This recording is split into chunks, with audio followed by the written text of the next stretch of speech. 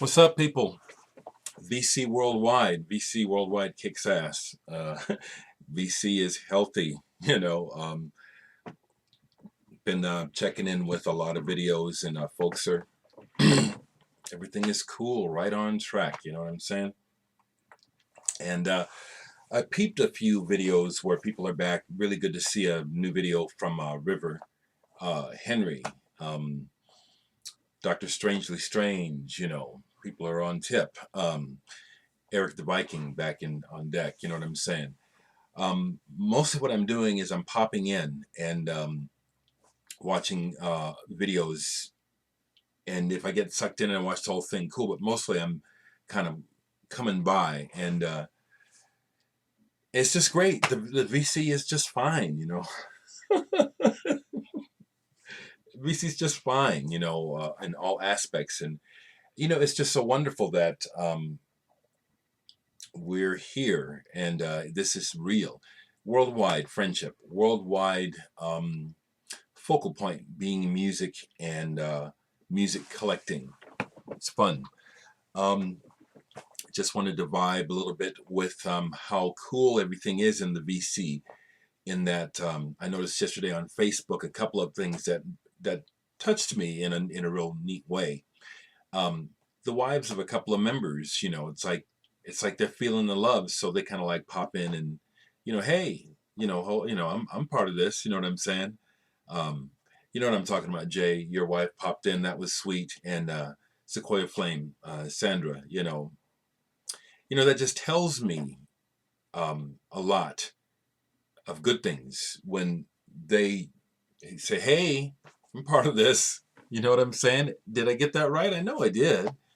Wonderful. It's fantastic. It's like, yeah, it's a family. It is a family affair. And why wouldn't everyone want to be a part of the vibe? I mean, we make the vibe. That's what I do understand. Believe me, I understand when some folks despair or, get a little upset when I'm having a bad day and I share it with the world. But that's just how it is because it passes. You know what I'm saying? It's just the way it is. I would do you such a disservice to fake like everything is fine all the time. That ain't help nobody. I've got a couple of responses to my thread so far. Thank you, Aaron. I'll use the word impressed. You've done some things that I would hope to do. I haven't necessarily worked towards them directly, but hearing your music on TV, doing a licensing deal, and having people pay you to make money.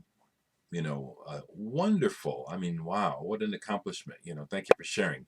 B-Man, thank you for um, I did watch that video before you posted in March where you showed all of your record releases, and I encourage folks to go watch it. If I was in pocket, I would attempt. I would, if you had any of the vinyl available, I would buy it. But I'm not in. You know how it is. We have to discriminate with our buying.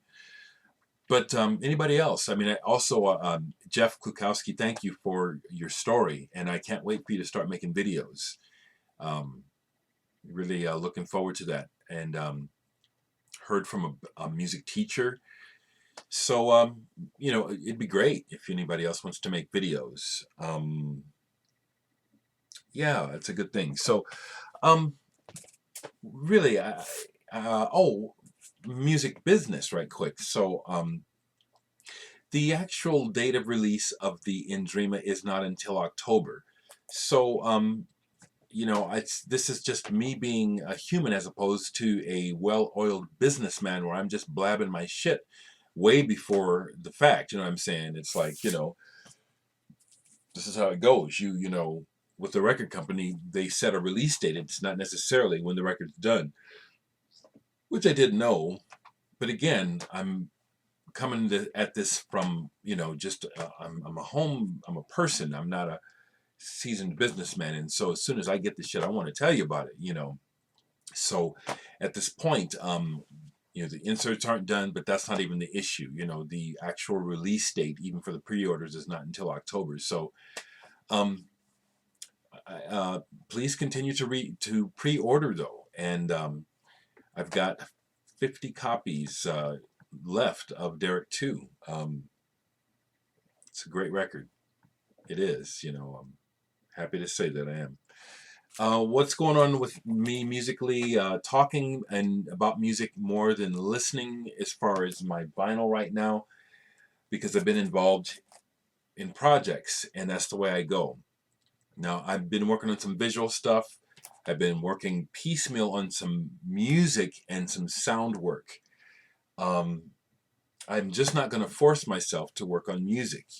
I could, but I'm not going to. So I've got music in pieces coming. I've got new music on work. I'm working on it. But just like I'm not particularly well, I got a request to do a Genesis mix, and it's like, I'd like to do things as I feel them. Genesis is the last thing on my mind about mixing right now. So please, understand. Maybe I will, but it's not on my agenda. Definitely do things better when it's like anybody else. You do it because you want to. I appreciate the request. We'll see what happens. So, I have some recording session this afternoon with Jonathan Friedman. I'm part of my discography. But what I've actually been playing, I will show some things I've actually played, and then some things I intend to play. The Tiergarten I haven't played recently, but I have like 3 Tiergarten records, and I do know Edward Caspell, love that stuff. But getting familiar with the new Melvins, Freak Puke, and this is it creeps up on you.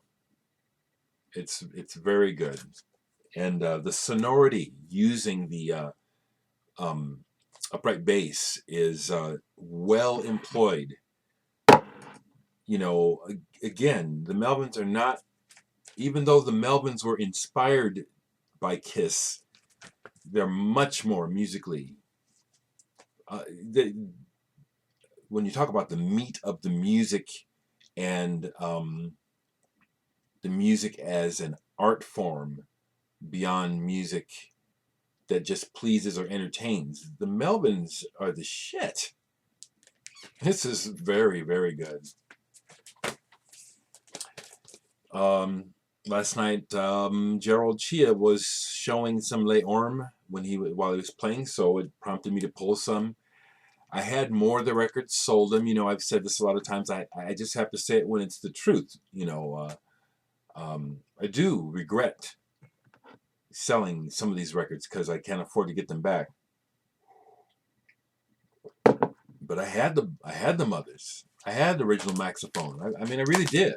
It don't matter, except to me, but I like selling you. This is excellent. Keyboard-dominated rock music, Italian band. They used to be a pop, but, it's just moved forward. And it's either Rachmaninoff or... Is it Rachmaninoff that they're riffing on here? They're riffing off of a classical theme that I recognize on this album. I love this. After seeing the Melvins last weekend, of course, I tripped for a couple days about that because it was so strong and good. So I pulled Merzbow and Porn with Merzbow, and The Devil Makes Three. Dale Crover plays with Porn. Yeah, I'd be dropping names. I love it. It's fun. Tim Moss, a homeboy from Omaha, originally lives out in San Francisco. This is his band. This is very, very good. It's like Dale said, they just hammered it out. You know what I'm saying? And that's what you hear, and it's just real primal. And boy, does it work. With the Merzbow screaming electronics, it really works. I do like the new Animal Collective very much. Very much like this. I've listened to it a few times.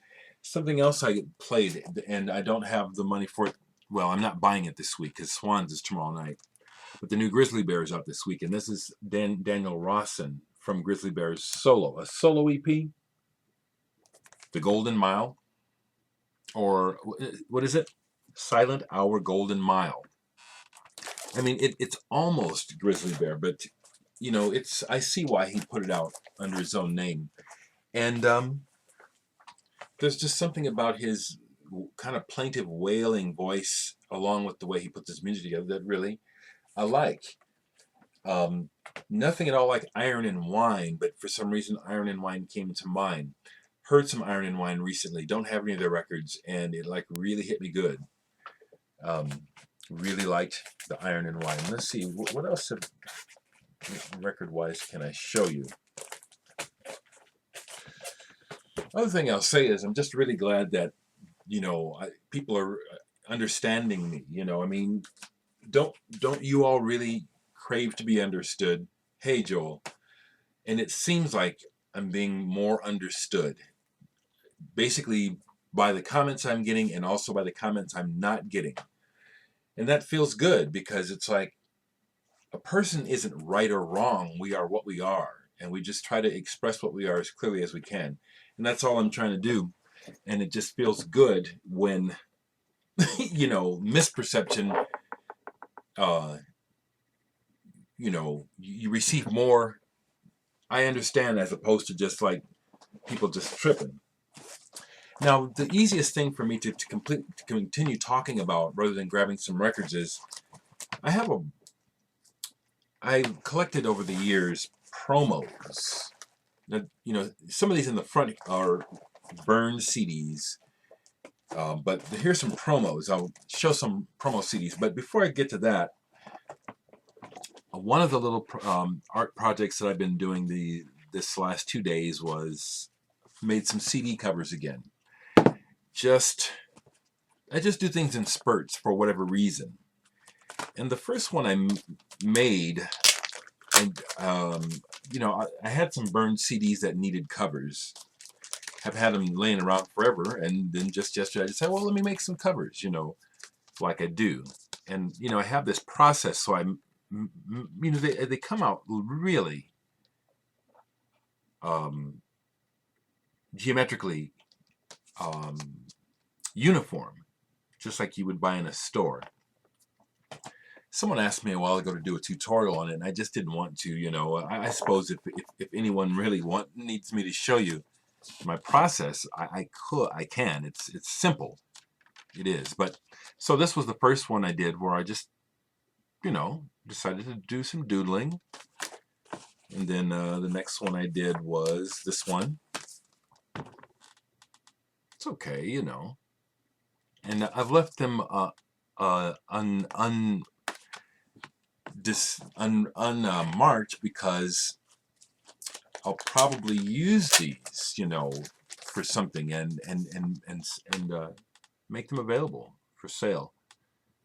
You know, what I'm thinking is, you know, for those that are interested, and I do know a few folks are, is to just put one or two new songs and art sound pieces and make them available on these CDRs, like $5 or $10 a piece. And then this one I made, and Ollie Rules said he liked it, and it just hit me to tell him, well, hey, if you want to use this for an album cover, you can. So he said, yeah. So we'll see. Chris Oliver is free to use this image for his solar system or whatever. You know, it just hit me to just do that, you know. And then I decided to, you know, I do collages. And so I printed up some, and then just made a, you know, just made a cover, you know. And I'll do the same with these, you know.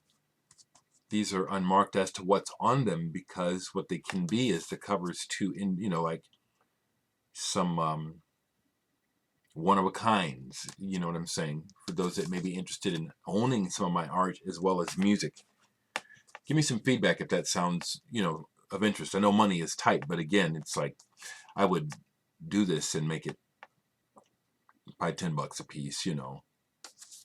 couple songs, couple of pieces of sound work on each CDR. So I did that, and then because I'm obsessive compulsive, I kept going. I can't afford, ink is expensive, and my printer is old, so it doesn't take refills. I got dicked by it like that. So I wanted to make some more covers. So what I did was I got out one of my, I will buy these art catalogs from museums and stuff, and art books, and I use those to make collages, but I said, hey, let me just see if there's some pages that are big enough I can make covers. And so I made a bunch of those. Let me show you a couple of those that I did. So here's one. And the actual artist's name is on the back. It's Norbert Cox.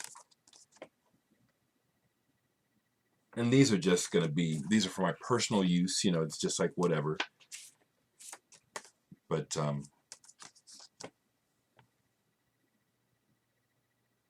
it's just, you just kind of like, it's fun. It's fun. Well, that's the main thing. It's fun. And it's absorbing. It's just, it's fun to do. Here's another one. Let me just find one more, because a couple of these I thought came out real cool. Here's a crazy one. I forget the artist's name. But that looks, it looks like an album cover, It does. It's ready to go. Ooh, this one. Nice. I thought, yeah.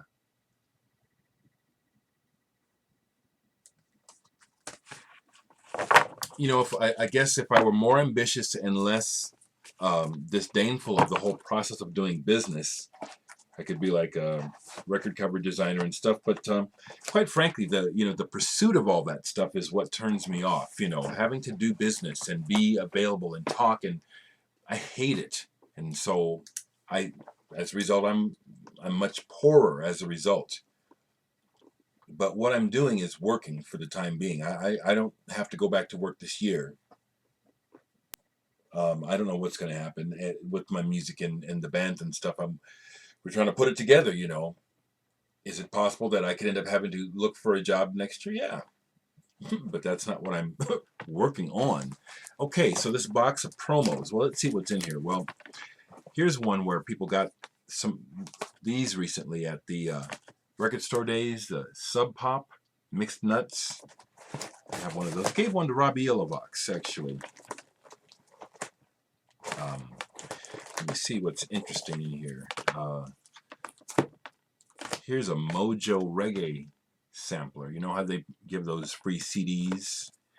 And then somehow I got these BBC Legends CDs of classical pieces.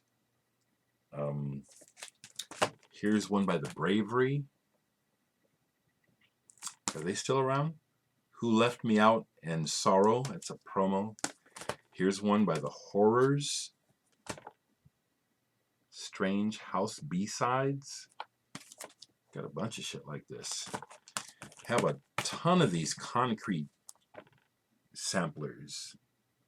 The metal label. And then on the back, they'll usually have a full size. So that one in the back is Porcupine Tree. This one is about a movie, I think, or a TV show, Inked. Oh, this is cool. This came with Plastic Crime Wave is a psych music historian and musician who's put out. I have the magazine. It's just right here. I can't see it, but this came with it, and it's got some. It truly has some rare avant psych garage music on it. 2 CDs. Bevis Frond and stuff like. I mean, even way more obscure than that. Let's keep looking here. What I got. Another with a Concrete Crossfade. I even have this. What is this? Heavy Blue. Okay, it's from a rock magazine. Classic rock, Heavy Blues. And there's some interesting bands on here. Yeah, none that I know right away. What else have I got in here?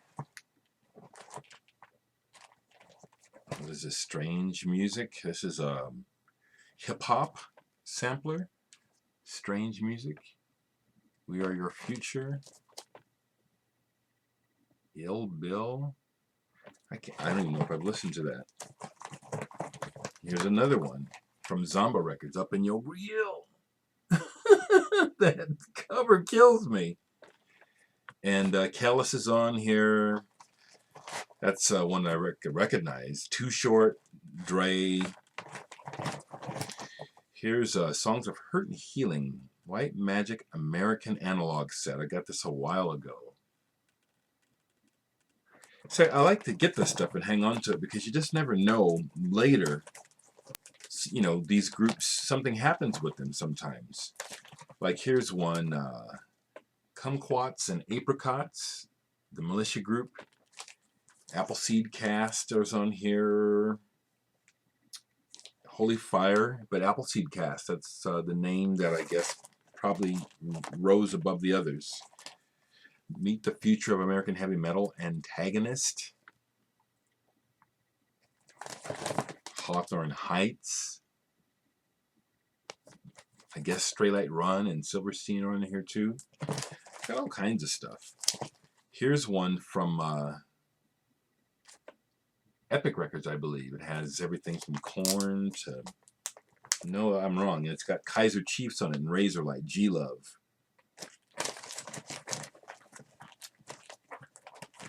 And then I got a bunch of jazz samplers, actually. Just all kinds of stuff. Ella Fitzgerald is on here. J.J. Johnson, Joe Henderson, Randy Weston. Drive-By Truckers. We got... Yeah. All kinds of stuff here. Strapping Young Lad. So I just thought I'd just keep going. I mean, I'm going to keep going for another minute here or two. I forget. Someone asked me to talk about cassette culture, and I have participated in the past, but I'm no expert, and so I can't speak scholarly about cassette underground, except that I know that it is real and it has its roots going back to the 70s. Trading tapes. If there's anyone that's a part of the community who actually was doing it and really, you know, aware of it, speak up. I did some. I was involved. I do have a lot of cassettes by people that just make cassettes. I got some on my desk here. What is this? This is Raven Chacon and Red Glare. How's that for a cover? Take a big bite of that butt. And a Raven Chacon has one side and then the other artist on the other. I can't even remember where or why I bought this, but I have stuff like this. Well, Brain Worlds.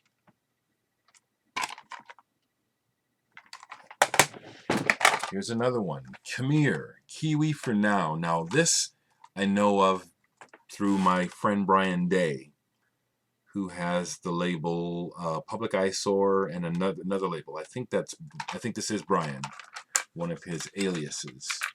And he is someone who's been involved in cassette and independent music production internationally for a long time. Stentorian Tapes. This is not Brian, but this is probably someone that I became aware of through Brian. Some pretty outside stuff. Another one, Arctic Crash. Who is this? Okay, it's another Stentorian Tapes. So I just happen to have these that I can show right quick. So just off the cuff, just trying to, I kept forgetting to respond to that person saying, talk about cassette culture. Well, oh, here's another one. Now this is not it is. Okay, so I must have gotten these, someone must have given me a bunch of their stuff. Mike Curry. 3 improvisations for solo violin, and then Unmarked Grave. But again, I have older cassettes, underground cassettes, in the other room. Oh, here's one. Okay, Past Normal. I know, I just keep looking. Past Normal, number 5. Tasty Tunes from Around the World. Let me see when this was made. This one is cool because this has members of Henry Cow and Per Ubu are on here. Members of Hawkwind are on here. Amy Denio. This is old. This goes back at least to the 80s. No, 1992 is when this one was. This compilation was published in 1992. So here's a cassette culture examples that I can just. I'm pulling this out of my ass, honestly, you know. But because, you know, that's how I live. I'm just, you know, I got music everywhere. What do we have here? Broken Human Machine.